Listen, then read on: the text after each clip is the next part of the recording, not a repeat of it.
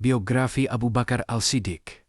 Semoga Allah meredainya. Beliau adalah Abdullah bin Abi Quhafa At-Taimi Al-Qurashi, Khalifah pertama Rasulullah Sallallahu Alaihi Wasallam dan manusia yang terbaik selepas para nabi, serta yang kedua dari dua orang ketika mereka berada di dalam gua semasa hijrah. Beliau adalah seorang yang kurus, berkulit putih, berjanggut nipis, dan menggabungkan kelembutan dan kekuatan, serta kerendahan hati dan kesedihan. Beliau beriman kepada Nabi Sallallahu Alaihi Wasallam tanpa ragu-ragu. Maka beliau adalah lelaki pertama yang memeluk Islam dan menolong baginda dengan harta dan diri beliau, dan merupakan rakan baginda secara rahasia dan terbuka dalam perjalanan, di tempat tinggal, pada waktu malam dan siang. Pada hari hijrah, beliau adalah sahabat setia baginda, dan Tuhan yang Maha Agung telah berfirman di dalam Al-Quran ketika baginda berkata kepada sahabatnya, "Janganlah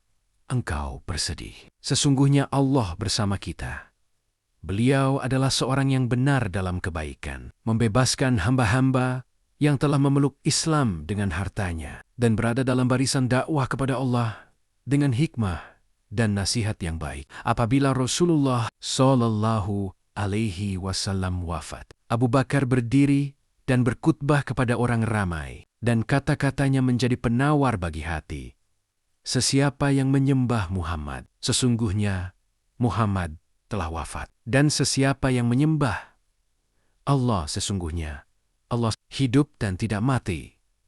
Kemudian beliau dibayar sebagai khalifah bagi kaum muslimin, lalu memikul amanah khilafah dan memimpin umat dengan keazaman dan taufik, memerangi orang-orang murtad, mengumpulkan Al-Quran, dan menyebarkan keamanan dan keimanan setelah berjihad dan berkhidmat untuk kebaikan. Beliau wafat pada tahun 13 Hijrah dan dikebumikan di sisi Nabi yang dicintai, semoga Allah meredainya. Biografi Abu Bakar Al-Siddiq.